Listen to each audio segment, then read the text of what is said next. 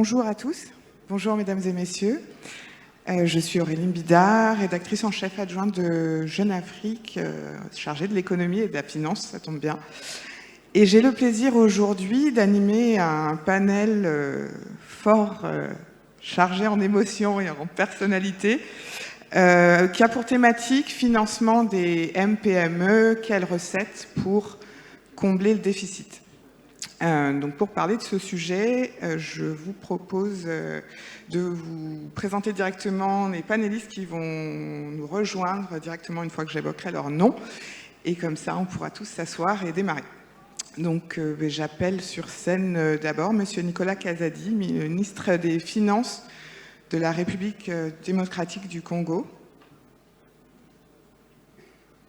qui n'est pas là. D'accord. Si, j'appelle tout le monde. Si, vous êtes là. En fait, vous pouvez monter, peut-être. Non? Ok. Vous montrez tous en même temps. Aliou Maïga, directeur du groupe Industrie Services Financière Afrique à IAFC. Merci. J'appelle également Amine Bouabid, directeur général à Bank of Africa. Bouchli Goslar, CEO de Jumo, Jules Gankam, directeur général groupe de l'Africa et enfin Jalal Kinji, Deputy CEO de Proparco. Oui. Bonjour à tous et merci.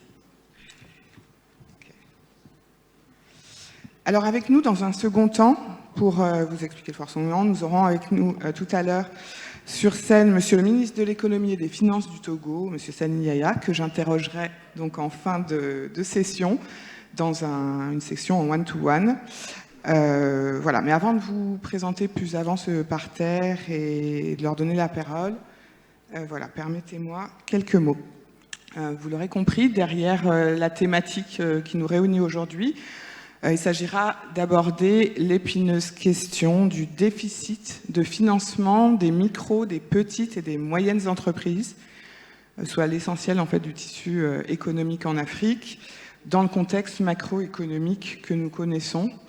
Pandémie, inflation et leur corollaire, il y a eu la hausse des taux directeurs, la hausse des taux d'intérêt, autant d'éléments qui augmentent les difficultés de financement pour des dizaines de millions de MPME en Afrique.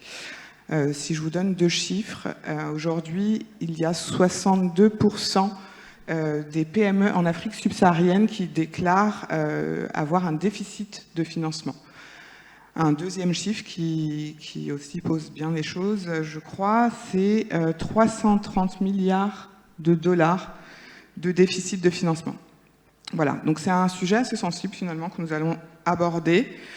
Discuter des moyens pour les acteurs publics et les acteurs privés de trouver des solutions innovantes pour soutenir, développer, encourager, accompagner les MPME dans ce contexte de risque de défaillance qui est finalement accru. Voilà, donc l'échange se déroulera autour de trois temps forts, trois key points. Le premier sera comment prêter davantage au MPME, alors que le risque de défaillance est élevé. Ensuite, on verra comment inciter les MPME à se formaliser. Donc, ce sera question de tout ce qui est l'informel. Et enfin, la dernière question sera au sujet de la dernière thématique, au sujet de la déréglementation. Comment cette déréglementation, elle pourrait susciter davantage d'innovation dans le financement et surtout permettre l'inclusion financière. Voilà, donc je vous propose de démarrer, parce que j'ai assez parlé.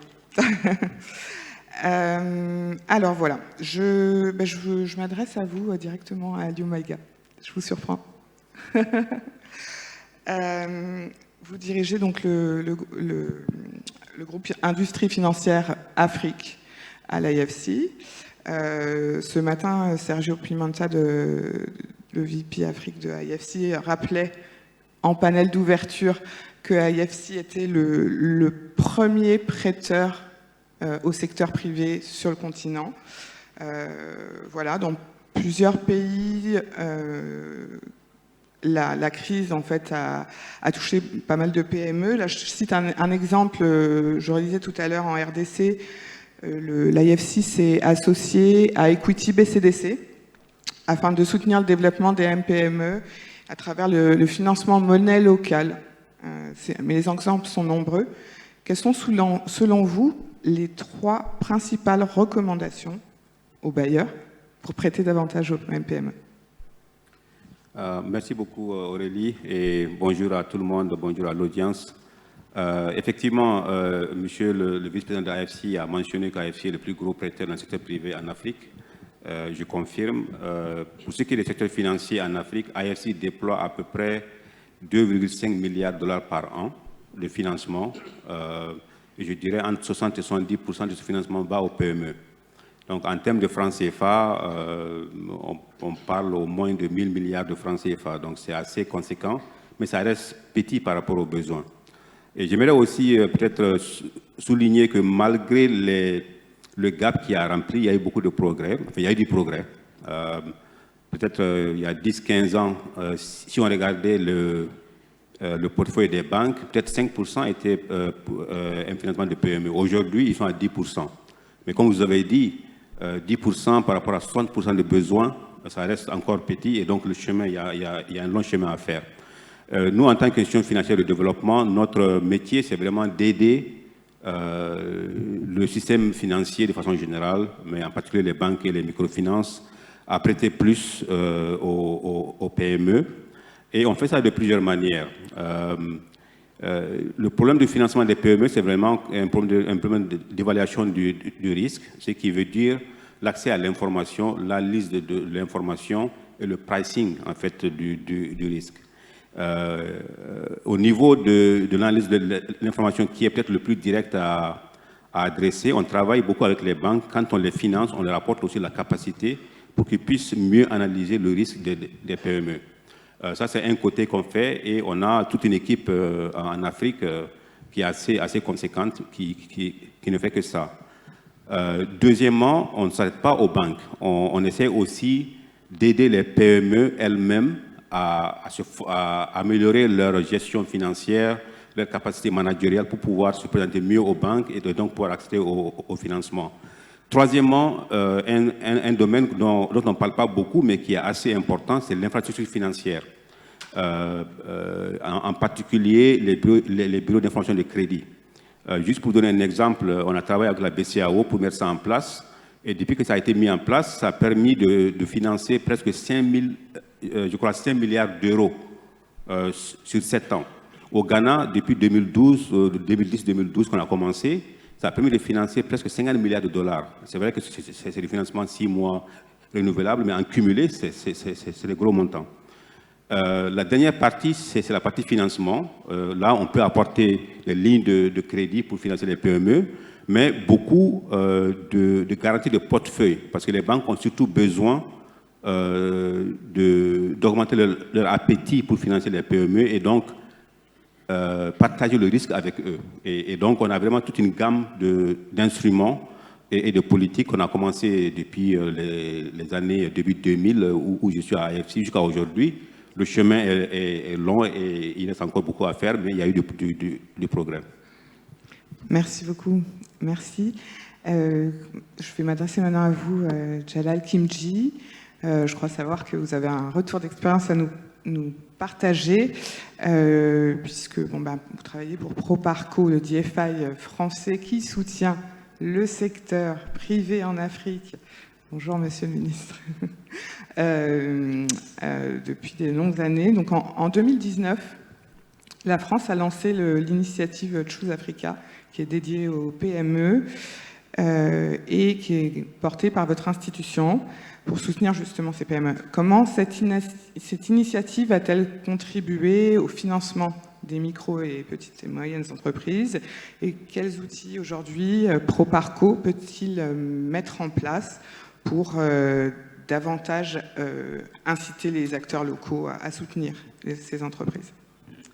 Merci beaucoup, bonjour à tous. Effectivement, en 2019 et en fait, depuis maintenant de nombreuses années, on est tous évidemment conscients des enjeux en termes de création d'emplois. Le continent doit créer pas loin de 500 millions d'emplois d'ici 2050. Et donc les PME, évidemment, sont le premier contributeur.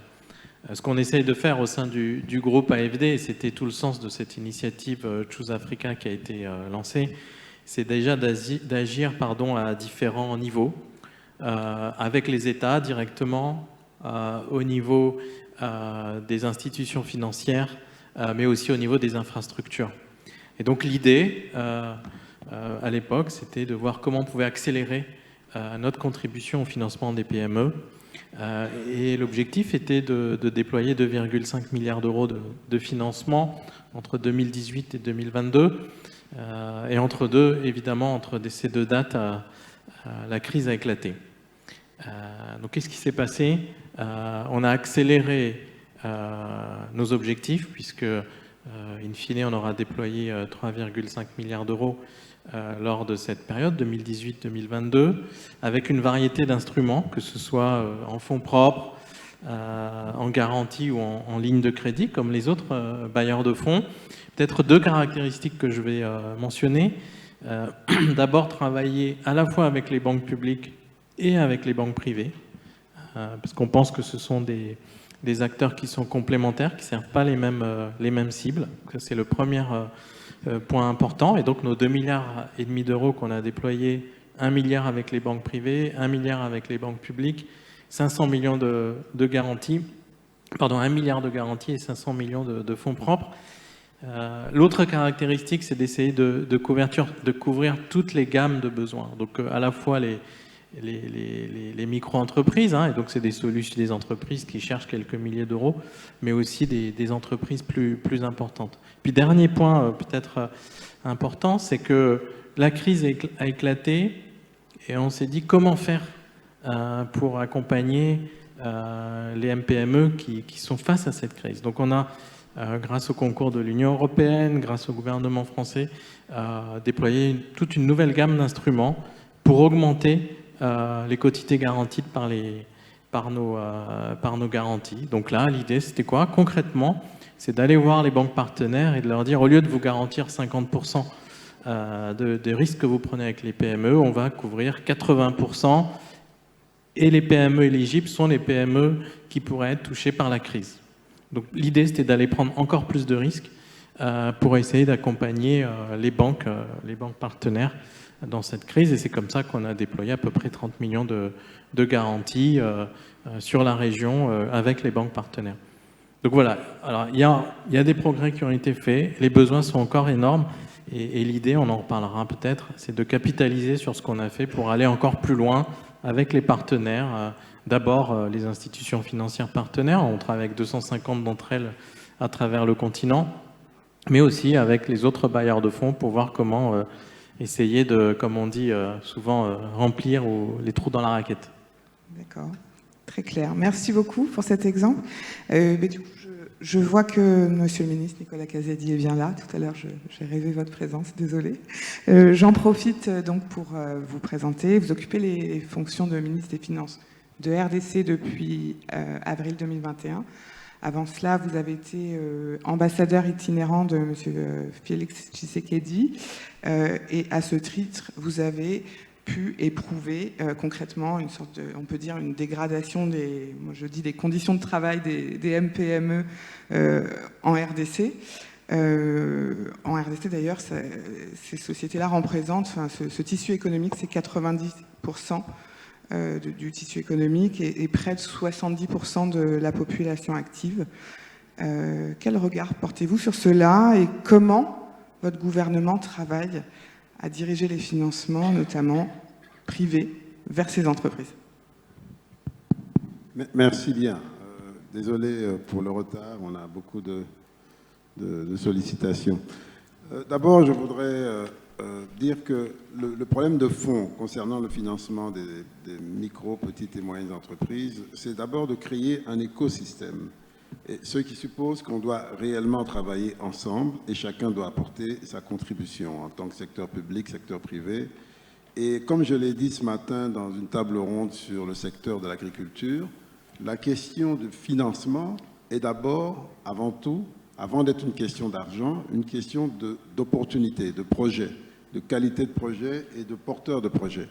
Et donc, quand on parle d'écosystème, il faut créer tout cela, et ce n'est pas évident. En tant que ministre des Finances, je m'occupe de mobiliser des ressources pour l'État, et je peux vous dire que je ne pense pas qu'il y ait un seul pays qui peut manquer d'argent si il présente le profil qu'il faut pour attirer cet argent. Et c'est à peu près la même chose pour le secteur privé. L'argent n'est pas le problème c'est de se préparer, de se mettre en condition d'attirer cet argent. C'est valable pour le public comme pour le privé. Et notre rôle en tant que pouvoir public, c'est d'aider à accélérer cet écosystème, ce que nous faisons à travers la création de fonds de garantie, l'attraction de fonds de garantie existants au niveau continental, le financement d'incubateurs, le financement d'offices ou d'agences en charge de l'entrepreneuriat pour créer les conditions. Mais ça ne suffit pas, parce qu'on est dans un contexte de libéralisation avec la ZECLAF qui arrive, et donc, quelle que soit la qualité des entrepreneurs, etc., il y a des risques qui nous dépassent, il y a une question de compétitivité entre pays, et ça ne fait que compliquer la donne, mais il faut travailler sur tout ça en même temps, et c'est ce qu'on essaie de faire pour rendre le financement des entreprises possible. Ça, c'est du côté écosystème. Maintenant, du côté financement à proprement parler, il y a beaucoup de choses à faire qui sont faites.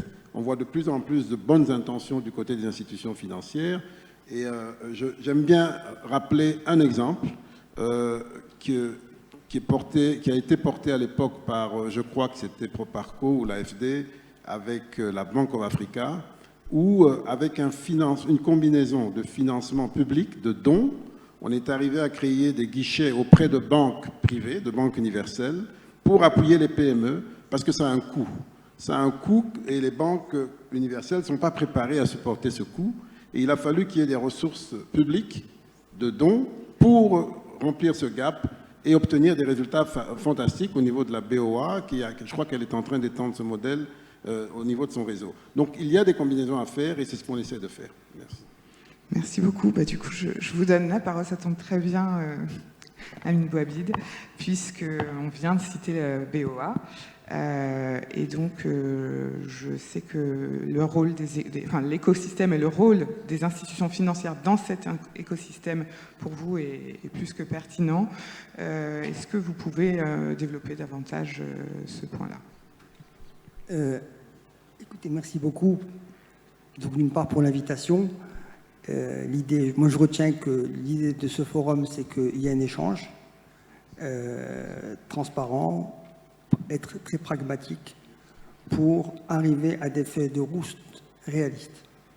Ne pas juste faire des discours à droite à gauche et puis après donc chacun rentre chez soi et rien ne se passe.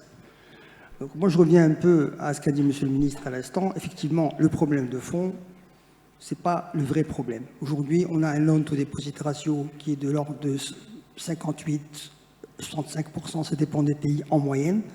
Donc ça veut dire qu'il y a encore de la marge.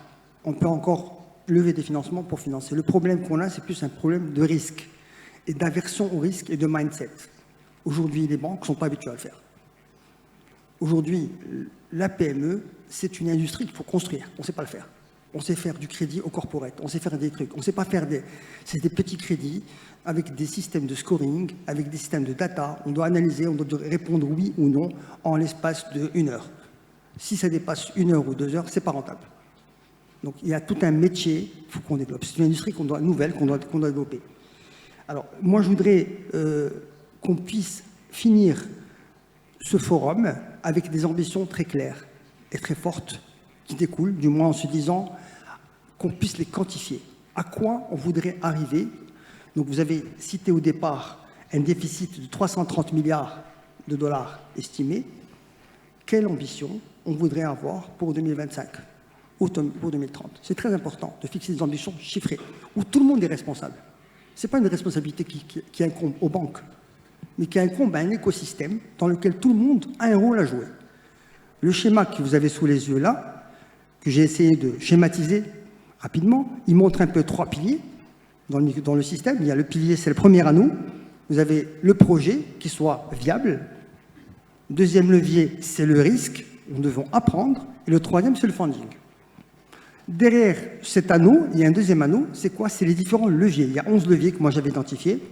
Par exemple, au niveau des risques, il y avait, par exemple, il faudrait qu'on ait des véritables crédits de bureau. Il faut que les banques centrales imposent aux banques de déclarer tous leurs clients. Et s'ils ne déclarent pas, ils ont des amendes. Il faut passer à un modèle très très dur, parce que sinon on n'y arrivera pas. Donc il n'y a pas de raison que certaines personnes qui ont un comportement mauvais venir influencer tout le reste. Point 1. Deuxième chose, il ne faut pas aussi qu'on construise un modèle en déportant notre métier, qui est la gestion du risque, vers les fonds de garantie. Les fonds de garantie peuvent apporter une contribution, mais il ne faut pas que ça devienne eux qui font le job et nous on fait juste l'usine. À un moment, il faut répartir correctement les tâches. Alors, moi je voudrais, donc les leviers, vous les voyez, vous les avez sous les yeux, qui ont été... Je ne sais pas si j'ai encore une minute ou deux. Vous pouvez rapidement évoquer les leviers et puis alors, les leviers, rapidement, ils sont identifiés, c'est la loi numéro 2. Donc, ça veut dire aussi, il faudrait que certaines banques centrales imposent des interest capping, par exemple des taux d'usure, qui n'ont aucun lieu d'être pour certains petits crédits. Tout ça, il faut le remettre en question. On ne prend pas des modèles, on copie comme ça, on colle. On doit aussi réfléchir, se remettre en question. Il faut aussi que les gouvernements jouent le rôle, qui sont les responsabilités derrière. Quand un gouvernement veut attirer quelqu'un, a une ambition forte, il faut qu'il mette les moyens derrière. Les politiques aussi doivent jouer un rôle. Ce n'est pas un rôle unique, c'est une chaîne entière. Et s'il manque un élément dans la chaîne, ça ne fonctionnera pas. Et on va se retrouver dans 3 ans à répéter les mêmes discours, etc. C'est comme l'histoire de l'intégration régionale qui ne s'est jamais faite. On en parle chaque année, etc., mais ça ne se fait pas. Parce qu'il n'y a pas de volonté claire. C'est une volonté, c'est des discours, il n'y a pas d'amour sans preuve d'amour. Donc il faudrait commencer voilà un peu, si vous voulez, moi j'ai essayé de résumer ça. Là-dessus, le schéma est décrit un peu les différents protagonistes et qui doivent chacun jouer un rôle, qui a un rôle bien déterminé. C'est leur rôle pour que ça fonctionne, si on veut que ça fonctionne. Sinon, ça va. Merci. Merci beaucoup, Amine Bouhabid, pour cet éclairage en images. Now I'm switching in English to speak with... Je m'en vais en anglais avec Madame Bousselet, qui est CEO de Jumo. Nous parlons aussi de la technologie financière, la FinTech. Comment est-ce que nous pouvons réussir à avoir des financements? Je parle des entreprises comme Goldman Sachs, qui a levé près de 120 millions de dollars, plus de 120 millions de dollars l'année dernière. Je ne suis pas sûr si Bank of Africa fait partie de vos prêteurs, mais ce qui vient d'être dit par M. Bouhabid dans l'écosystème, je crois que cela est révélateur à votre niveau. Comment pourrons-nous protéger les micro-entrepreneurs et préserver les capitaux? Quelles sont les ressources, d'autres ressources qui pourront être disponibles pour ce faire? Merci beaucoup. Oui, le point de l'écosystème, je crois que cela a résonné en moi, parce que vous savez, pour nous, nous travaillons avec un certain nombre de banques commerciales comme Absa et Ecobank, qui sont présentes ici aujourd'hui. L'un des points soulevés au niveau des petites et micro-entreprises, c'est les créances douteuses élevées. On parle également de manque de données pour pouvoir évaluer les risques. En tant que FinTech, c'est exactement le problème que nous essayons de résorber. Et je crois que la raison pour laquelle nous avons pu réussir à faire ce que nous faisons, 20 millions de clients, 2 tiers sont des petites et moyennes entreprises. Et nous sommes avec le coût de risque qui est de moins de 4%. Alors, je crois qu'un élément que les sociétés de technologie peuvent faire, c'est nous avons commencé par comprendre quel est le problème réel. C'est facile de regarder cela et dire, il y a les créances douteuses qui sont élevées. Mais les créances douteuses, ce sont juste les symptômes. La question que nous devons commencer par nous poser est celle-ci. Si nous avons les créances douteuses qui sont les symptômes, alors c'est quoi la maladie? C'est quoi la maladie? Alors, quand vous voyez les micro, petites, moyennes entreprises, nous avons des problèmes tels que les variables et des revenus qui sont imprévisibles. Il y a un manque d'accès au marché, surtout au niveau des secteurs à forte valeur. C'est un problème que nous devons résorber. Les barrières de formalité ont été soulevées par certains de mes collègues ici, mais il faut examiner de fond en comble pourquoi est-ce que ces entreprises ne deviennent pas formelles. Est-ce que c'est le coût de conformité s'ils deviennent formels, ou bien quelles sont les pénalités? Alors pourquoi est-ce que je suis en train de soulever tous ces points? Parce que la solution que nous allons chercher, nous pouvons voir la complexité de ce problème. La solution doit être également à la mesure du problème. On a dit oui, il faut voir les diverses manières par lesquelles nous pouvons financer, accorder des prêts, c'est important. Mais nous avons besoin également de voir quels sont les produits que nous sommes en train de concevoir. Est-ce que ces produits sont disponibles là? Est-ce que c'est bon pour notre cible, des produits qui vont répondre au fait que ces revenus sont très élevés et imprévisibles? Il faut aider les entrepreneurs à pouvoir s'évaluer. On ne va pas juste prendre un produit qui va marcher pour une grande entreprise et venir imposer cela, que les PME puissent y travailler. Donc nous avons besoin de réfléchir de fond en comble à ces micro-entrepreneurs. Qu'est-ce qui sera plus facile pour eux? Voilà pourquoi nous avons les opérateurs d'argent mobile qui sont nos partenaires. Parce que c'est ce que nos clients utilisent. Nous amenons la banque d'environ de l'argent mobile grâce à notre plateforme. La banque a toutes les exigences imposées, que ce soit le KYC, la connaissance de la clientèle, mais dans l'environnement où le micro-entrepreneur évolue, où il se sent à l'aise. Alors, je crois que pour nous, ce qui est essentiel, quand nous examinons ce problème, nous croyons qu'à terme, le capital est important, en effet, mais cela a été dit que le capital doit suivre la voie de moins de résistance. Nous, en tant que société de technologie, c'est de pouvoir ôter la résistance et baliser la voie pour le micro-entrepreneur et ceux qui sont les prêteurs. Merci, merci beaucoup. Tête de l'African Guarantee Fund en 2020, une institution financière d'ailleurs dans laquelle vous travaillez depuis près de 10 ans et dont la mission est de fournir aux institutions financières des garanties. Voilà, comme son nom l'indique. Et en plus, sa mission vraiment, c'est de fournir un appui et de renforcer les capacités des PME. Là, quand on vient de parler d'innovation en matière de financement, on a parlé un petit peu de financement alternatif, on vient de parler de la FinTech, on parle de financement peut-être un peu plus risqué. Qu'est-ce que cela vous évoque? Ok, merci. Lorsqu'on parle du financement des PME, je pense que, comme vous l'avez évoqué, le gap de financement des PME sur le continent africain aujourd'hui est évalué à 300 milliards de dollars. C'est un gros montant, un très gros montant. Et je pense que la question fondamentale à ce niveau, c'est de comprendre quelle est la raison de ce gap de financement. Et ce gap de financement de 300 milliards, c'est la résultante d'un ensemble de gaps. Et je dirais le premier, c'est le gap d'information. Parce que les banques, elles ne sont pas là pour perdre de l'argent. Lorsque les banques font un crédit aux PME, elles voudraient être capables de mesurer le type de risque qu'elles prennent. Et lorsqu'on regarde aujourd'hui, sur l'échelle du continent, le nombre de pays qui ont des crédits de bureaux, des bureaux de crédit qui fonctionnent, aujourd'hui sur le continent africain, je pense qu'il y en a moins de 10 de bureaux de crédit qui fonctionnent normalement. Donc, ça fait que les banques, du coup, n'ont pas accès à toute cette information dont elles ont besoin pour pouvoir faire une très bonne évaluation du risque. Du coup, elles ne voudront pas prendre ce type de risque-là. Ce qu'on essaie de faire, c'est de travailler avec les banques, voir comment est-ce qu'elles peuvent leverager sur la technologie, big data, blockchain, toute cette technologie-là, voilà, pour pouvoir faire une meilleure analyse du risque. Et en même temps aussi, travailler avec les PME pour tout ce qui est bookkeeping, c'est tout ce qui est comptabilité, s'assurer qu'elles tiennent bien leurs comptes pour pouvoir être à mesure de répondre aux besoins des banques en matière d'information.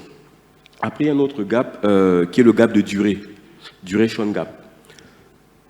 Là, on a parfois tendance à dire que les banques africaines, elles sont très liquides, sont hyper liquides. Mais lorsqu'on analyse la structure de cette liquidité-là, on se rend compte qu'il s'agit d'une liquidité court terme. Pourtant, les besoins des PME sont des besoins à long terme.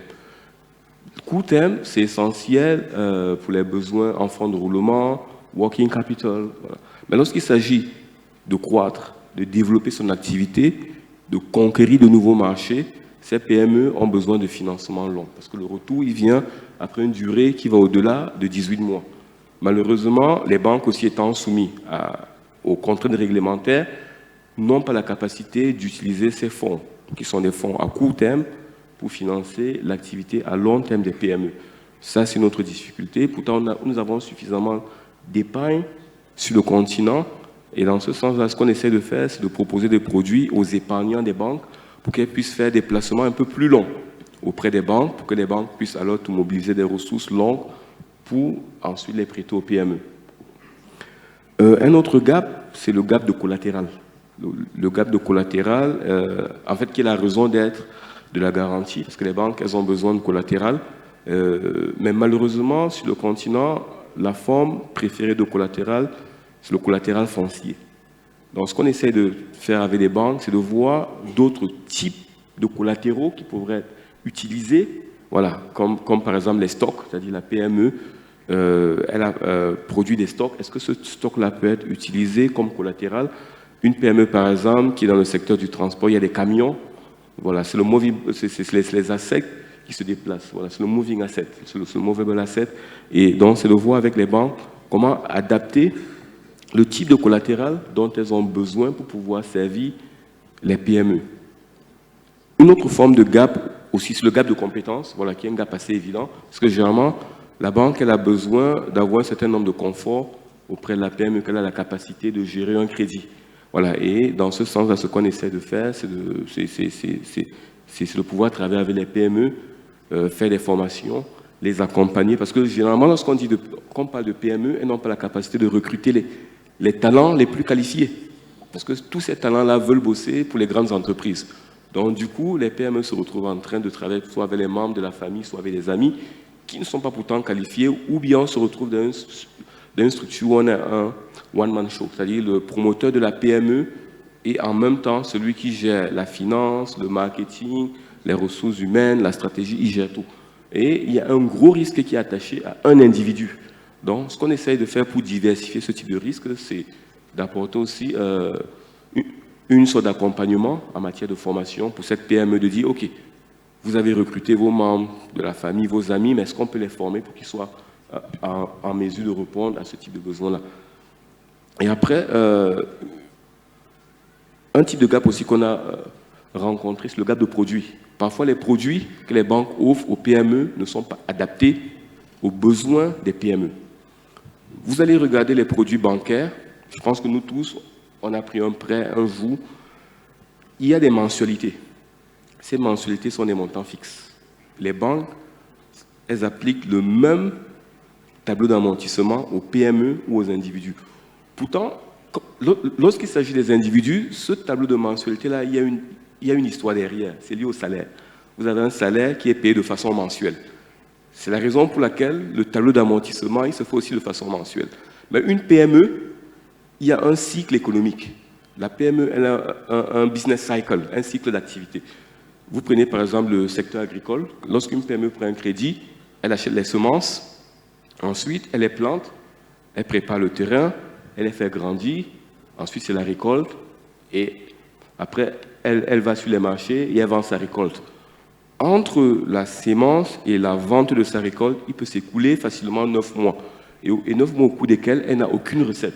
Donc ce que nous on essaie de faire aussi avec les banques, c'est de voir comment est-ce qu'elles peuvent adapter les tableaux d'amortissement des crédits au cycle d'activité de la PME.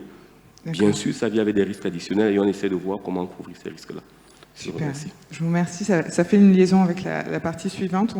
Il nous reste peu de temps. On est très nombreux si on veut évoquer les 2 derniers points. Alors je vous propose qu'après, on relève le défi d'être efficace. Je reviens vers vous, Monsieur le Ministre, quand on parle donc, du 2e point qui est la formalisation. Quand je me mets en RDC, voilà, on touche du doigt un sujet qui est réel, concret.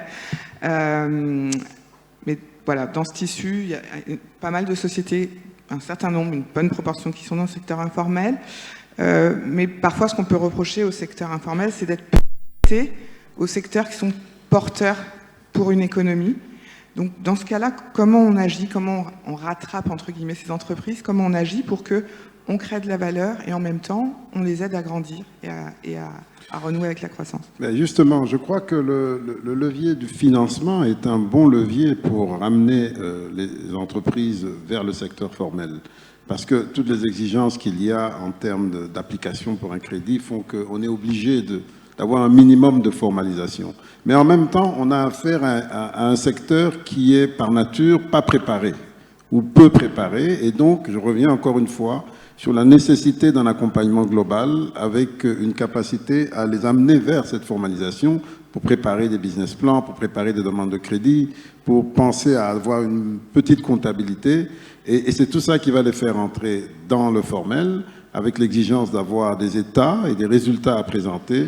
Et nous avons, à travers le financement, une opportunité pour les attirer vers le secteur formel. Donc je pense que c'est plus une opportunité qu'un problème, parce que ce qui est sûr, c'est que même quand ils sont dans l'informel, ils créent de la richesse, ils créent de la valeur et ils participent à l'économie parce qu'ils sont d'une manière ou d'une autre liés à des entreprises plus formelles. Merci beaucoup, ce fut très parfait. Je rebondis directement vers vous, Amine Bouabid, parce que je sais, on en a discuté un petit peu avant. Vous êtes très dans l'exemple au sujet de ce type de client, avec votre méthode qui est toute particulière, qui est celle du test. Je vous prête 100 aujourd'hui, si ça se passe bien, je vous prête 200 demain, et si ça se passe encore mieux, après-demain, ce sera 1000. Est-ce que vous pouvez nous en parler? Comment accompagne-t-on en fait, les micro-entrepreneurs à se formaliser? Comme je disais tout à l'heure, en fait, c'est un processus d'apprentissage. C'est des gens qui sont dans l'informel total. L'idée, il n'est pas question qu'ils passent de l'informel au formel. C'est du rêve, on n'y arrivera pas. Il faut du temps. Donc, on va se dire, si progressivement, ils commencent à déclarer ces chiffres, progressivement, mais la contrepartie, c'est quoi? La contrepartie, c'est que tu auras des financements, c'est que tu auras des taux qui soient raisonnables, et un accompagnement dans ton développement. C'est du donnant-donnant. C'est pas juste tu déclares et tu verras. Ça marche. Alors moi, donc ce qu'on fait, c'est qu'aujourd'hui, vu que déjà on force un peu la main aux banques à prêter sans gage, sans garantie, puisqu'il n'y a pas de garantie en réalité, il n'y a rien. On prête sur la base d'un projet. Donc on va aller progressivement. On va dire aujourd'hui, on va vous acheter, je sais pas, une table. Demain, on va vous acheter un fauteuil. Après-demain, on va vous acheter, etc. Donc, chaque chose, on y va progressivement et on apprend un peu. Donc, il y a tout un processus qu'il faut enclencher progressivement. Beaucoup de pédagogie et beaucoup d'accompagnement. Et aussi, il faut accepter aussi que les gens fassent défaut. Ce n'est pas parce qu'ils sont de mauvaise foi. Des fois, ils n'y arrivent pas. Donc, il faut savoir aussi corriger un peu le tir au fur et à mesure, leur apprendre, etc., à gérer un budget, à séparer leur poche de l'entreprise. C'est tout un processus pédagogique qui doit se faire, qui doit s'entraîner progressivement.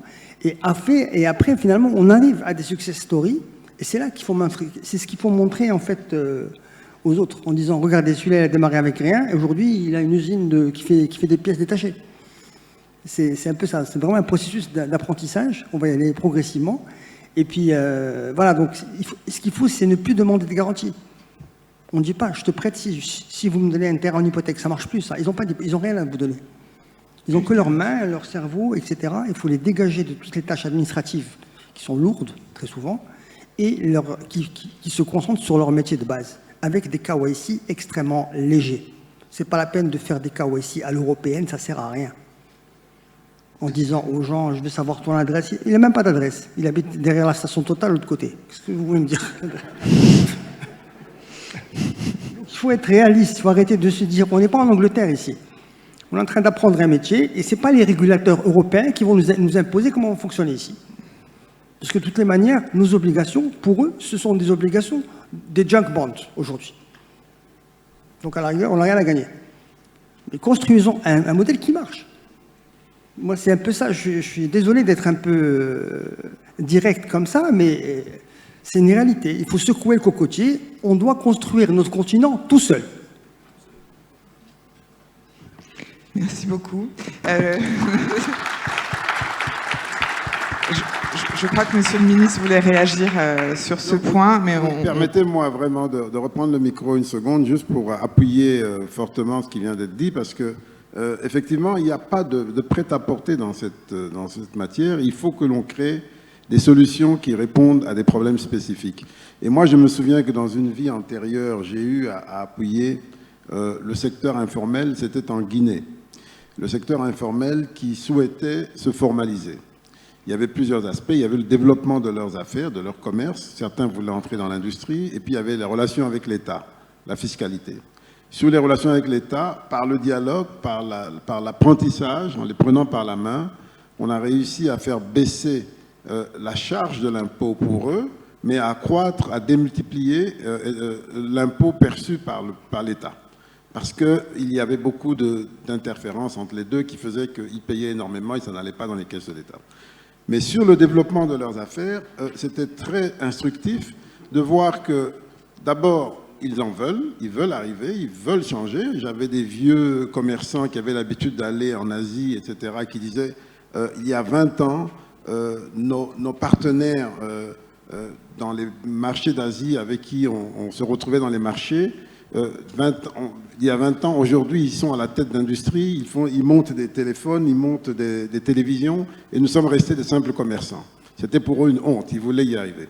Et en termes de garantie, parce que c'était un des problèmes, ce qui est certain, c'est que la parole de ces commerçants valait beaucoup plus que n'importe quel fonds de garantie, n'importe quel collatéral qu'on pourrait exiger. Et ça, c'est une expérience vécue. Donc, il faut vraiment s'adapter aux réalités, être pragmatique et être lucide. Voilà. Merci beaucoup. Bushli, I think also there is a question of... Je crois qu'il y a également une question de prix, de formalisation, des coûts réels, surtout pour ce qui est des micro-entrepreneurs. Comment est-ce que vous pouvez développer ce point? Il me semble que la plupart des éléments clés ont déjà été évoqués. En ce qui concerne le coût du respect des lois, je me dis que nous nous focalisons plus sur la formalisation. L'orateur précédent l'a dit. Et il va falloir aller rencontrer les clients là où ils sont et donc cheminer avec eux. Si vous voulez qu'ils se formalisent, ça veut dire que vous les ramenez dans le filet du fisc. On doit les motiver à faire cela. Les micro-entrepreneurs sont pragmatiques. Ils ne vont pas faire quelque chose qui va leur coûter plus que leur profit. Alors, lorsque vous parlez de formalisation, vous demandez des piles de documentation. Et alors, qu'est-ce que la plateforme numérique leur donne en retour? Si vous me dites, vous avez un prêt lié à un secteur, et si j'ai accès à cela, je dois formaliser tout cela, et vous allez me donner accès au marché, je vais le faire parce qu'il y a une raison. Et j'aurai accès à ce marché, et donc j'ai une certaine visibilité de mes activités. Voilà les collatéraux. Nous parlons énormément de coûts et non de bénéfices. Nous devons essayer d'équilibrer les choses ici. Alors, à moins qu'il y ait des avantages à la formalisation, il faut aller les rencontrer là où ils sont. Ce que nous faisons sur notre plateforme, on commence par un petit prêt, on paie, et donc on suit votre comportement, votre remboursement de prêt, et puis on grandit avec vous. Si vous voulez faire quelque chose de plus complexe, il doit y avoir des motivations. Il faudrait qu'il y ait l'analyse coût-avantage. L'élément clé, c'est l'équation coût pour ce qui est de la formalisation. C'est ce que moi j'ai compris. Eh bien, merci infiniment. Il en reste finalement des freins à la formalisation, si tant est que ce soit utile de les lever, de tous les lever. Dites-nous. Non, ben merci. Je pense qu'il y a beaucoup qui a déjà été dit. Hein. On a parlé, je crois, longuement du rapport coût-bénéfice pour l'entrepreneur ou l'entreprise et voir comment on peut l'inverser. Je crois qu'il est clair aussi qu'il y a la peur d'être exposé à de la prédation de la part de ces PME. Donc pareil, comment inverser ce rapport de force? Et puis la lourdeur des procédures.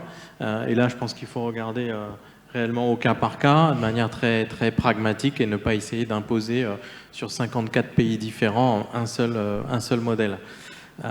Et c'est tout l'idée de travailler avec notamment des institutions de microfinance, des banques, des institutions financières spécialisées, et de voir comment petit à petit on peut emmener un micro-entrepreneur d'un prêt de 1 000 € à un prêt de 5 000 €, 10 000 €. Peut-être que ce qui manque, c'est un lien entre ces différents acteurs pour que petit à petit le relais soit soit passé. Je voulais juste donner un petit exemple. Monsieur le ministre, vous parliez tout à l'heure de la collaboration publique-privée. Au niveau du groupe AFD, par exemple, l'AFD travaille avec vos ministères au Congo pour récemment un accord de partenariat qui a été signé le mois dernier. Et l'idée, c'est d'accompagner les femmes entrepreneurs, voir comment faire pour qu'elles aient plus accès au financement. Et là, ce qu'on s'est rendu compte, une des composantes de ce programme, c'est tout simplement de simplifier la nomenclature en collaboration avec vos services pour que petit à petit, les choses soient compréhensibles par tout le monde et que petit à petit, l'entrepreneur qui a ses propres compétences ne soit pas une spécialiste de la nomenclature de la taxe. Donc il y a plein d'axes de collaboration entre public et privé pour que petit à petit on lève ces différentes barrières. Merci beaucoup. Je vous propose, Jules Nguyenkam, de nous éclairer par le biais d'un exemple. Selon vous, qu'est-ce qui ferait qu'on passe d'un CV qui paraît compliqué en termes de garantie, compliqué à garantir, au CV idéal? Est-ce que vraiment c'est une question de formalisation? Okay. Ouais, merci. Ce que je dirais, c'est que la formalisation joue un gros rôle, la formalisation, mais je ne pense pas que pour les PME, ce soit vraiment un problème de taxe. Je pense qu'il y a un problème d'éducation à la base, parce que comme le disait Jalal, c'est vraiment une étude entre les coûts et les bénéfices. Et la PME, elle a ce type d'analyse-là qui est très simple. Je veux dire, toutes les PME, elles comprennent qu'il vaudrait mieux avoir 40% ou 50% d'un gros gâteau que 10%, que 100% d'un tout petit gâteau. Mais la question est la suivante, c'est que qu'est-ce qui vient avant? Est-ce que je mets en place des mécanismes pour accompagner la PME, pour que son gâteau passe d'un petit gâteau à un gros gâteau? Ou est-ce que je dis, OK, tu paieras 30%, 40% de taxes et entre-temps, on pourra t'accompagner? Je pense que c'est là toute la question. Mais de l'expérience que nous avons sur le terrain, des discussions que nous avons eues avec les PME, la question des taxes, c'est vraiment pas ça le problème. La question, c'est surtout au niveau de la croissance. On se dit, OK, je paye des taxes, mais qu'est-ce qu'il me reste comme marge de croissance? Parce que ce montant qu'elle paye là, c'est ça qui aurait pu l'aider à croître beaucoup plus rapidement. Mais lorsqu'elle est rassurée sur ce qu'elle pourrait avoir comme croissance sur un certain nombre d'années, je pense que les PME, ce qu'elles font, voilà, c'est une étude entre le coût et les bénéfices en se disant, étant formalisé, j'ai plus facilement accès au crédit bancaire. Et parce que j'ai accès au crédit bancaire, je pourrais augmenter mon chiffre d'affaires, parce que je pourrais augmenter mon chiffre d'affaires, je pourrais augmenter ma marge. Et c'est vraiment un calcul économique assez simple. Voilà. Et lorsqu'on parle de financement de ce type de PME, en fait, nous avons ce qu'on appelle chez AGF le AAA. AAA, c'est Availability, Affordability, Accessibility. C'est de se dire, est-ce que le financement, il est available? Voilà, est-ce qu'il est disponible pour ces PME-là, indépendamment du coût du financement? C'est la première question à laquelle on essaie de répondre. Et on verra qu'il y a des pays en Afrique ou bien des régions où ce n'est pas tant le coût du financement qui compte, mais c'est la disponibilité. Lorsque vous allez dans des régions comme le Ghana, vous avez des taux d'intérêt qui vont de l'ordre de 30%. Vous allez au Kenya, on parle de 20%. Au Mozambique, 35%. Par contre, en Afrique de l'Ouest francophone, c'est les taux qui tournent autour de 10%. Mais les volumes de financement ne sont pas forcément plus élevés que dans ces régions-là. Ensuite, il y a le coût du financement qui est une composante. Et au niveau de l'accessibilité, vraiment, c'est de toucher des secteurs qui ne sont pas souvent couverts. Après, c'est la finance verte, c'est la finance qui va vers les femmes, c'est la finance en zone rurale. Voilà. Donc, ce qu'on essaie de mettre, c'est de mettre en place des mécanismes pour pouvoir répondre à ces trois types de questions AAA. Merci beaucoup, merci. Je compte sur vous, Aliou-Maïga, pour conclure ce point et reboucler la boucle, notamment avec les deux dernières interventions de Jalal Kimji et de Jules Nguyenkam. Comment, selon vous, on peut comment on peut les rapprocher, en tout cas, les institutions financières formelles et puis les SMEs, comme on dit en anglais, de l'informel ou en voie de formalisation? Je pense que l'intervention de M. le ministre sur l'écosystème et le besoin d'avoir le privé et le public qui travaillent ensemble est très important. Mais aussi M. Bouhabib, que j'ai toujours aimé écouter, parce qu'il est très pratique et très direct dans ce qu'il dit. Je pense que le problème des PME, c'est un marathon, ce n'est pas un sprint. Il y a du progrès. La question, c'est comment on peut accélérer ce progrès-là. Et aujourd'hui, honnêtement, la formalisation, on voit ça souvent comme l'enregistrement des sociétés, la taxation des sociétés, mais c'est tout simplement avoir de la visibilité sur l'économie et les sociétés pour pouvoir mieux servir. Et si on sert mieux, les gens sont prêts à payer. Donc, il y a beaucoup de possibilités qui sont offertes par la technologie, notamment le premier service que les individus ou les sociétés demandent, ce n'est pas d'abord le crédit, c'est le paiement. Et une fois qu'ils font beaucoup de paiements, on apprend à les connaître. Ensuite, ils demandent du dépôt. Ils déposent leur argent, on les amène à déposer. Et en fonction du dépôt, on peut commencer à donner des petits crédits. Donc, pour moi, c'est vraiment des approches très pragmatiques qu'on peut mettre tous ensemble pour qu'on puisse avoir ce niveau de visibilité dont les banques et les institutions financières ont besoin pour pouvoir servir ces clients-là. Et je pense que collectivement, entre le public qui peut quand même encourager la formalisation, mais aussi les aspects très pratiques qu'apporte la technologie aujourd'hui, on peut trouver le moyen d'accélérer un peu plus la formalisation, en tout cas la visibilité sur l'économie et les PME et pouvoir les servir mieux. Et le service ultime étant le crédit. Parce qu'une fois que les gens ont le crédit, ça change leur comportement. Ils ne veulent pas faire de défauts, à moins qu'ils soient obligés. Et ça les amène à être disciplinés, à mieux gérer leurs opérations, à croître, à créer des emplois et puis finalement à créer des impôts aussi pour le gouvernement. Merci beaucoup. Nous allons aborder le dernier point avant d'accueillir notre chair. C'est la question de la réglementation. Comment la déréglementation pourrait-elle susciter de nouveaux modèles de financement et favoriser l'inclusion financière ? Je m'adresse à vous, Monsieur le ministre Kazadi, pardon, de réglementation. Pouvez-vous évoquer avec les participants quel cadre réglementaire a été mis en place en RDC pour favoriser l'inclusion financière ? J'avoue que sur ce plan, l'inclusion financière est un objectif, mais nous sommes encore au tout début des efforts qui sont en train d'être faits pour nous assurer que l'ensemble du système inclut tout le monde.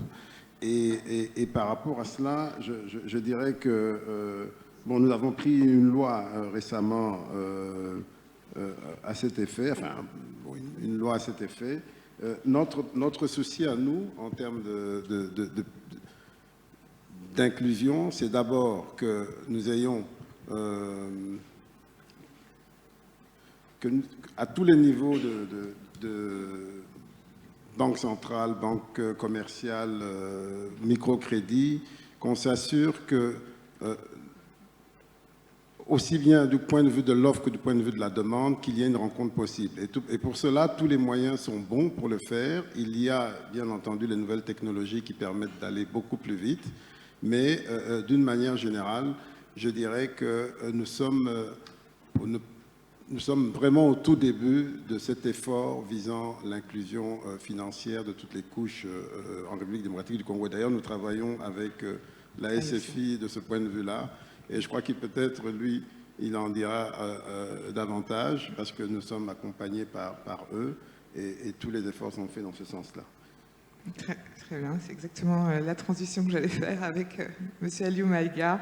Donc je reviens vers vous. Je crois qu'en la matière, on peut dire que vous êtes un modéré, c'est-à-dire dérégulé pour apporter de la souplesse aux PME, mais le cadre réglementaire n'a pas que des défauts. Voilà, on se situe le curseur. Alors là, je vais prendre la position des banquiers de ce matin. Le thème dérégulation, ça fait toujours peur. Donc, moi, c'est plutôt comment ajuster, adapter la réglementation pour pouvoir faire du progrès dans l'inclusion financière. Et dans ce domaine, peut-être un exemple, c'est vraiment tout ce qui est agency banking, comme on dit en anglais. Il y a peut-être 10 ans, ça n'existait pas vraiment où ça avait commencé au Kenya. Et aujourd'hui, on en parle partout dans le monde. Mais pour faire ça, il a fallu de nouvelles lois et réglementations qui permettent à des petites boutiques de rendre des services financiers. Et ça a vraiment changé l'accès au financement. C'est très pratique. Et en tant qu'IFC, on en a fait énormément à travers le continent, où on a aidé des banques à la fois au Kenya, au Ghana, en Côte d'Ivoire, et même des boîtes de télécom pour pouvoir les aider vraiment à développer leur infrastructure de services.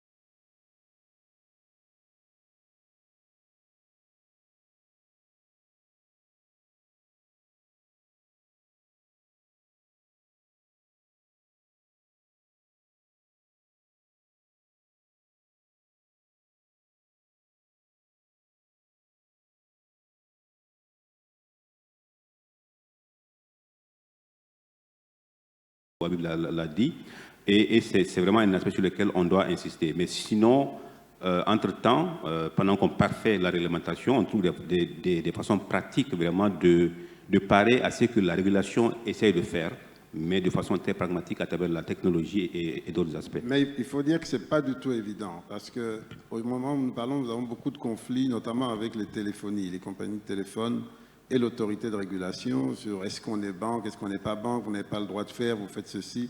Et donc nous sommes en plein dedans et nous pensons que c'est tellement à l'ordre du jour parce que le potentiel est énorme pour toucher le plus de gens. Et je crois que dans les mois et années qui viennent, on va faire un bond de ce point de vue-là. Merci beaucoup. Jalal Kinouji, je ne pensais pas d'ailleurs dans le contexte actuel que la déréglementation pourrait changer de vitesse, peut-être s'accélérer pour accélérer l'inclusion financière. Oui, peut-être rapidement deux, trois observations. La première, c'est peut-être rappeler que quand même, quand on regarde au niveau global, en termes d'inclusion financière, il y a quand même des progrès qui ont été faits au cours des 10 dernières années. Je regardais une étude là récemment du SIGAP qui montrait que la proportion des adultes qui ont accès à un compte bancaire, que ce soit à travers une banque, une institution de microfinance ou à travers le mobile, est passée de 50% en 2011 à 75% en 2021. C'est quand même une bonne nouvelle au niveau global. Au niveau des pays en développement, on est passé de 63 à 71% les 4 dernières années. On voit aussi que lors de la crise, 30% des paiements digitaux, les factures d'électricité ou d'eau, pour 30% des adultes, ils l'ont fait pour la première fois de manière digitale lors de la crise. Alors, dire qu'il n'y a pas de problème d'inclusion financière, ça serait nier la réalité. Je crois que les derniers chiffres montrent qu'il y a à peu près 200 millions d'adultes qui n'ont pas accès aux services bancaires en Afrique. Mais je voulais quand même mentionner qu'il y a des progrès qui ont été effectués. Deux, la dérégulation, oui et non, il faut trouver le bon équilibre, comme dirait mon collègue. Oui, pour accélérer peut-être les innovations et ne pas brider les innovations, c'est clair, et on a vu ce que l'innovation a pu apporter. Mais en même temps, le rôle d'un régulateur, c'est aussi d'assurer la stabilité du système. Et en matière d'inclusion financière, faire très attention aux plus vulnérables aussi. Donc nous, au niveau du groupe AFD, de Proparco, on travaille beaucoup aussi sur des feuilles de route pour qu'il y ait de la finance responsable, qu'on ne surendette pas les ménages et qu'on fasse en sorte qu'il y ait un bon équilibre et pour éviter les dérives qu'a pu connaître la microfinance il y a quelques années dans certains pays. Donc deuxième message, c'est l'équilibre entre régulation et dérégulation. Et enfin, troisième message, juste pour rejoindre ce qui a été dit, ce qu'on observe, c'est qu'il y a d'un côté des banques qui ont l'habitude du métier du crédit, de l'analyse de crédit, qui montent en puissance en matière de technologie. Et puis de l'autre côté, il y a les fintech qui ont toutes les technologies, mais qui apprennent, qui ne sont pas des banquiers de formation. Et donc là, on va peut-être observer, au cours des 5-10 prochaines années, une fusion de ces deux mondes qui permettront de faire un saut technologique et un saut en termes d'accès au financement et à l'inclusion financière. Merci beaucoup.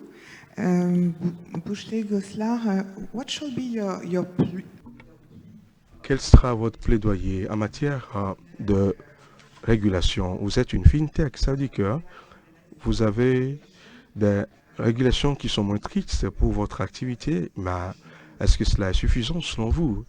Oui, je crois que pour ma part, ce n'est pas une question de déréglementation. Il y a un certain nombre de choses qui sont importantes. Le premier, c'est de voir est-ce que la déréglementation est faite de manière appropriée. Nous voulons voir notre présence sur le continent africain et quand nous examinons cela, une de nos préoccupations lorsque les régulateurs sont en train d'imposer les choses ou bien répliquer les choses qu'ils sont en train de prendre en Inde, qui veut imposer en Afrique. Mais on n'a pas les infrastructures qu'il faut à cet effet. Sommes-nous en mesure d'utiliser le cloud? C'est important. C'est ce qui nous permet de réduire le coût si on ne peut pas le faire. Et nous demandons qu'on puisse avoir les données, mais on n'assure pas comment est-ce qu'on peut avoir la taille de la population pour le coût complémentaire et également les infrastructures publiques et qu'il faut, cela constitue un problème. C'est ça, de voir de la manière appropriée ce que nous devons faire. Et également, du point de vue de régulation, il nous faut réfléchir également, voir, pourrons-nous devenir plus proactifs en termes d'innovation. Pour moi, personnellement, je vois ce qui se passe sur le continent. Je vois que les gens sont en train d'avoir une ségrégation de données dans un écosystème où il y a une identité financière qui ne connaît pas d'évolution. Est-ce ce que nous voulons? Il faut réfléchir également sur cette question. Pas seulement cette question, quelle orientation devons-nous suivre en ce qui concerne les données? Et l'autre élément qui pour moi est essentiel, si nous voulons réussir à réaliser l'innovation, c'est la certitude. Vous voyez, nous comprenons clairement que pour la plupart des fintechs, ils attirent l'investissement de l'étranger et où nous avons plus de stabilité. Est-ce que lorsque les régulateurs pensent du jour au lendemain et qu'ils veulent choquer le système, cela occasionne la réticence des gens à investir? En plus de cela également, nous devons examiner l'Afrique. Et l'Afrique comme un marché de manière générale, c'est attrayant. Près de dans une certaine année donnée, près de 2 tiers de la population viendra du continent africain. Donc pour moi, le plaidoyer, c'est que est-ce que nous pouvons commencer d'avoir une approche plus harmonisée? C'est important. Pourquoi? Parce que les fintechs ont besoin d'activités qui soient mises à échelle. Et pour cela, on a besoin de plusieurs marchés. Et les produits, la technologie doit être transférable. Voilà certains éléments clés à mon sens. Ce n'est pas une question de la déréglementation, c'est plus à propos de savoir si nous avons la certitude et nous avons une certaine clarté sur la pertinence de la déréglementation. Jules, je parlais anglais, donc je vous anglicise, excusez-moi. Un accord de garantie de 50 millions de dollars avec le groupe BGFI Bank. Derrière cet accord, il y avait la jeunesse, on retrouve les néo-entrepreneurs. Quelle perspective peut-on donner à un écosystème de start-up dans un monde un peu plus contraignant? Ça revient en fait au troisième volet du AAA que j'ai mentionné plus tôt au niveau de availability, affordability, accessibility. L'accessibility à ce niveau, c'est plus au niveau des startups, parce que les banques, parfois, elles ont des critères assez stricts où elles ne financeront que des PME qui ont au moins 3 ans d'existence. Voilà, et on a voulu mettre en place ce mécanisme de financement avec BGFI pour toucher certains segments de PME. Là, je dirais essentiellement le segment des jeunes, ou bien les PME gérées par des femmes, ou bien les PME qui remplissent un ensemble de critères climatiques. Voilà, donc au niveau de l'accessibility, ça reste un réel problème, parce que souvent, on essaie de voir le volume de financement qui va vers les PME. Et même quand on dit PME, dedans, il y a du micro, small, medium. Parfois, l'essentiel, je dirais 95%, va vers les medium. Et on a tendance à négliger les micro et les small. Et c'est la raison pour laquelle on met en place ce type de programme-là pour s'assurer qu'on couvre tout l'écosystème des PME, quelle que soit la taille. Et je voudrais revenir rapidement, très rapidement, sur la question de la régulation. Voilà, très rapidement. La régulation, on a suivi le matin l'intervention du CEO d'Ecobank. Et je pense que ce qui était clé dans son intervention, ce qu'il appelait le gouverneur de la Banque centrale son boss. Il disait que c'est son boss. En fait, les banques, elles ont deux boss, les actionnaires et le régulateur. Ça veut dire tous nos produits, tous les produits qu'on propose aux banques, le point d'entrée, c'est de leur expliquer comment est-ce que ça leur permettra soit de répondre aux attentes vis-à-vis de leurs actionnaires ou vis-à-vis du régulateur. Vis-à-vis des actionnaires, il s'agit essentiellement de la profitabilité. On vous propose des produits, on vous demande de financer des PME. Comment est-ce que ça vous permet d'accroître votre profitabilité? Et de l'autre côté aussi, quand il s'agit du régulateur, il y a la solvabilité, il y a la liquidité. C'est-à-dire, voilà, vous avez un ensemble de ratios réglementaires. Lorsque vous financez ce type d'activité, comment est-ce que ça vous permet d'améliorer ces ratios-là?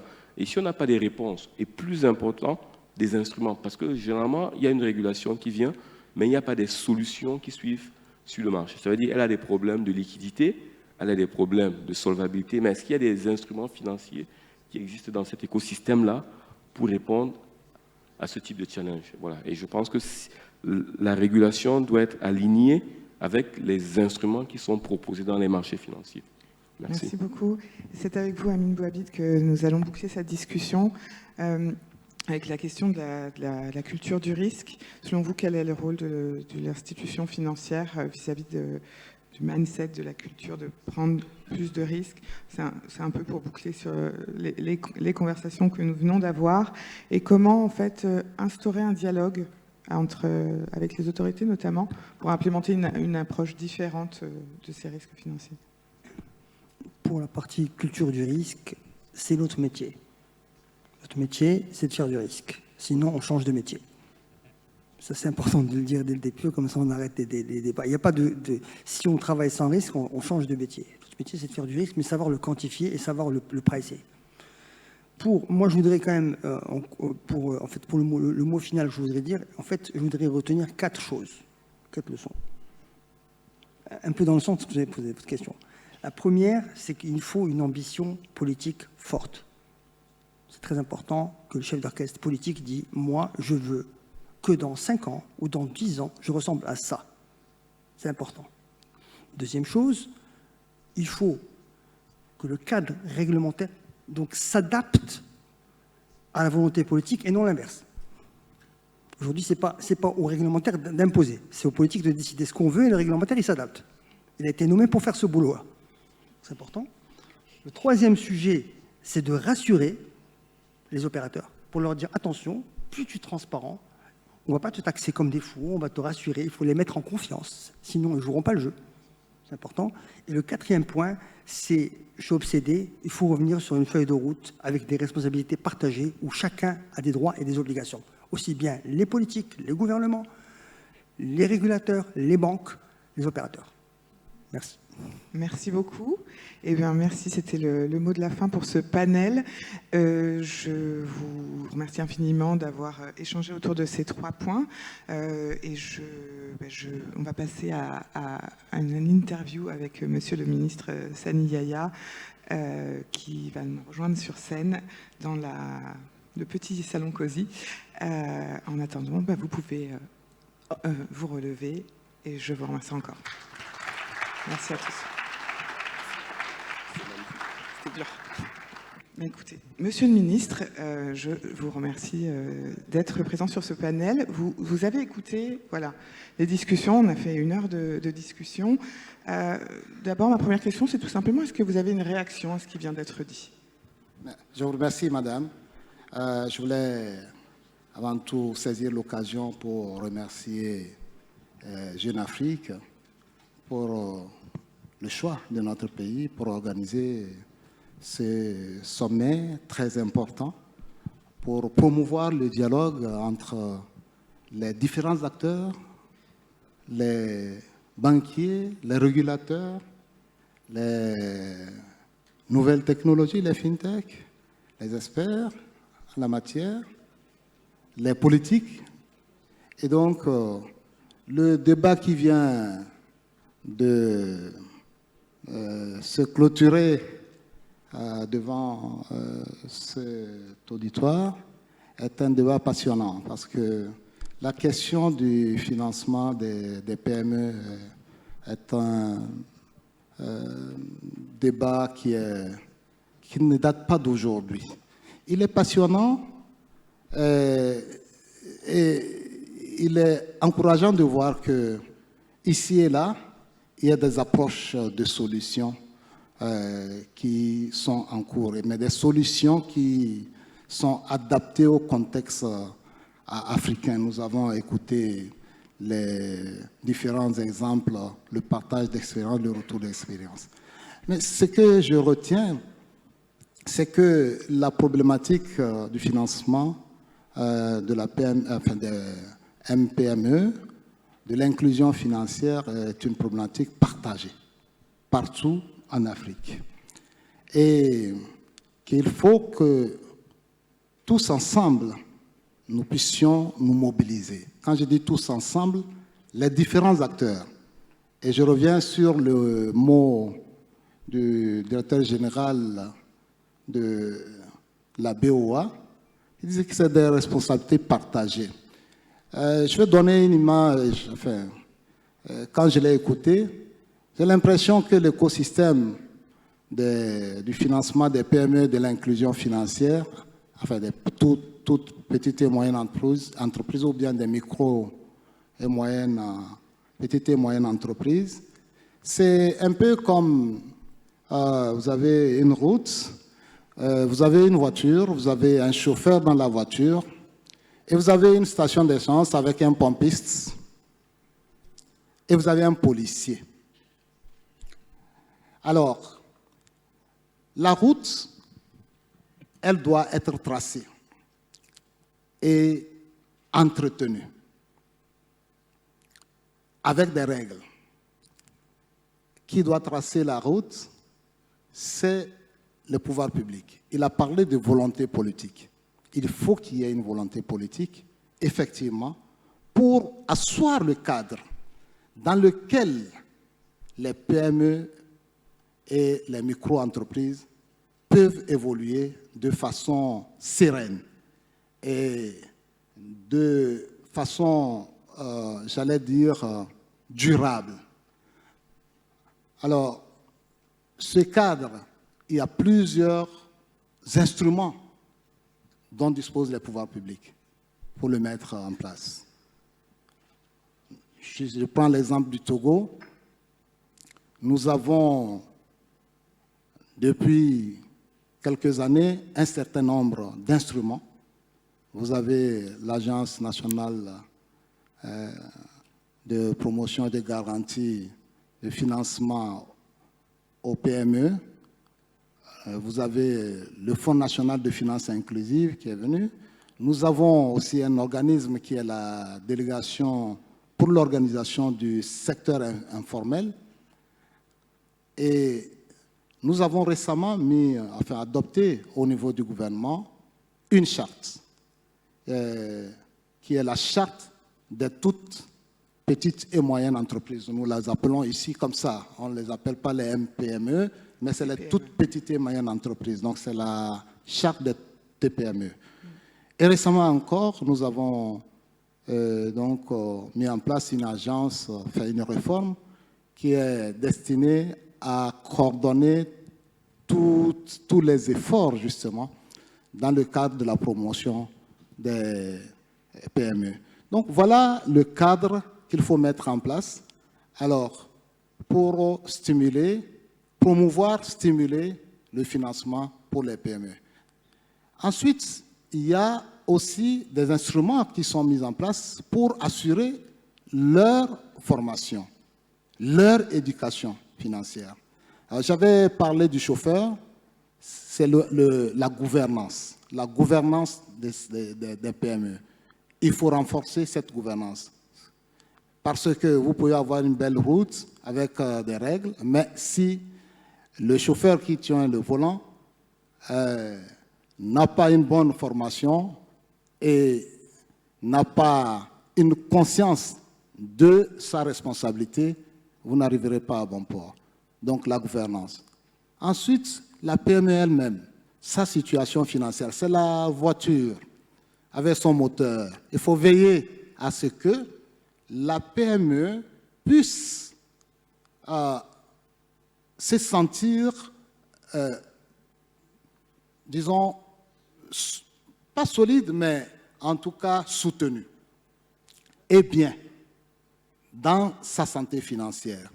Donc, la PME, on doit mettre en place un système pour suivre les PME. Et nous avons mis en place ici au Togo, si je prends l'exemple, tout récemment, nous avons adopté un décret des centres de gestion agréés qui sont des centres où les PME peuvent aller demander des conseils, que ce soit des conseils au plan comptable, que ce soit des conseils au plan juridique. Et donc, avec un système de comptabilité allégé. Tout ça, c'est pour renforcer leur situation financière. Ensuite, j'ai parlé du pompiste, c'est le banquier qui doit mettre du carburant et donc qui doit donner du financement. Le plus souvent, c'est celui qui est accusé. Bon, alors, celui qui ne donne pas suffisamment de financement, parce que j'ai entendu les statistiques ici, où on parlait quand même d'une évolution positive au plan global, au plan mondial, de 50 à 75%, et au niveau de notre région, de 61 à 73%, je crois. C'est encourageant, mais il faut se poser la question, c'est quoi l'inclusion financière? Parce que il m'a paru important de revenir sur la question. Parce que ces chiffres cachent mal une réalité. La question de l'inclusion financière, ce n'est pas seulement d'avoir des comptes. Ce n'est pas d'avoir des comptes bancaires pour être dans les statistiques. Mais c'est d'avoir des comptes bancaires et de profiter de tous les produits de ces services bancaires et financiers, pas seulement bancaires. Et donc les 115%, c'est de 50 à 75%, les 25% sur les 4 ans. Est-ce que c'est des gens qui ont ouvert des comptes, mais que ce soit des comptes qui soient dormants et qui ne bénéficient, qui ne font aucune activité en matière de dépôt ou qui ne bénéficient pas des services. Okay? Et je crois que l'objectif de ce sommet, ce n'est pas seulement l'inclusion en termes d'élargissement par rapport à l'ouverture des comptes bancaires, mais c'est aussi vraiment tous les produits dont peuvent bénéficier ces MPME. Et donc, je voulais dire que sur la question, les responsabilités sont partagées. La banque doit, bien sûr, faire un effort pour se rapprocher beaucoup plus et mieux connaître. J'ai entendu ici certains intervenants, notamment du domaine de la banque, dire on ne connaît pas bien les MPME. Oui, mais il faut se rapprocher encore plus pour mieux connaître. Mais c'est vrai que du côté des MPME, il y a aussi le problème d'asymétrie d'information, le problème de l'informel, le problème... Donc le banquier n'aime pas, disons, le risque. Il n'aime pas l'absence d'informations qui lui permettent, et de données fiables qui lui permettent d'évaluer le risque dans lequel il est. Alors pour cela, il y a une chaîne qui a manqué. Alors, ce qui a manqué dans ce que j'ai écouté, c'est que on a parlé du banquier toujours et de MPME. Mais, on a parlé au milieu, on a parlé des régulateurs. On a parlé des régulateurs. Non, il y a une chaîne qui a manqué au niveau du financement, du lien de la chaîne. En fait, ce qui a manqué, c'est les SFD. Vous voulez en parler? Les SFD, ou si vous voulez, les sociétés de microfinance. Parce que eux, ils connaissent bien les MPME. Ils travaillent avec eux. Ils ont un réseau étendu, ils sont proches. Et le plus souvent, ces SFD ou les sociétés de microfinance sont nées de quoi? Sont nées de la pratique locale qui est de faire des tontines et puis tout ça, et puis parfois ça s'agrandit. Donc c'était ça un peu l'idée. Et donc ils connaissent mieux les petites et moyennes entreprises et le secteur informel. Ils savent aussi, disons, comment les financer. Alors, ce que je pense, c'est que les banques, ne connaissant pas bien, et même en appliquant le scoring, je ne suis pas sûr que les banques puissent s'en sortir dans l'évaluation des risques. Ce que je pense, c'est que les SFD, les sociétés de microfinance, les institutions de microfinance peuvent jouer aussi leur rôle si on les soutient et qu'on veille aussi à leur solidité financière, le rôle intermédiaire entre le banquier et les MPME. C'est-à-dire que le banquier peut faire du crédit à la société de microfinance, qui est structurée, qui est organisée, qui a une gouvernance, qui est régulée. Et c'est pour cela que le terme de dérégulation me faisait un peu frémir. Je préfère assouplissement des règles. Parce que dérégulation, ça donne l'impression qu'il n'y a plus de règles. Alors, quand les régulateurs entendent ça, ça fait peur. Et c'est pour cela que les banquiers n'aimaient pas vraiment aller dans ce sens. C'est l'assouplissement des règles. Et donc, à partir de ce moment-là, on pourra bien accompagner les SFD, les sociétés de microfinance, à apporter plus de crédits, plus de financement aux petites et moyennes entreprises et aux micro-entreprises. Voilà ce que je voulais dire. Le policier, c'est le régulateur dont on a parlé aussi ici. Bon, il a le mauvais rôle. Tout le monde voit que c'est celui qui empêche de faire. Mais en réalité, les régulateurs, je viens de Dakar où on a célébré le 60e anniversaire de l'UMOA et le thème principal, c'est justement les fintech et tout ce qui est innovation, crypto-actifs, comment la régulation et le régulateur peut accompagner toute cette innovation, cette évolution positive. Ça comporte des risques, mais ça a beaucoup d'opportunités pour approfondir l'inclusion financière sur notre continent, de sorte à ce qu'on puisse booster le développement du continent. Voilà ce que je voulais dire. Si vous avez d'autres questions pour... J'en aurais plein, malheureusement, on va être pris par le temps, mais je vous remercie pour cette explication et pour cet exemple concret de policier, de pompiste. Je pense qu'il sera marquant. Merci, Monsieur le Ministre. Merci, Sani Yaya, d'avoir participé à ce panel. Merci à tous les speakers encore qui sont montés sur scène. Voilà, c'est la fin de ce panel. Je vous souhaite une bonne continuation d'après-midi. Merci, madame. Merci à tous.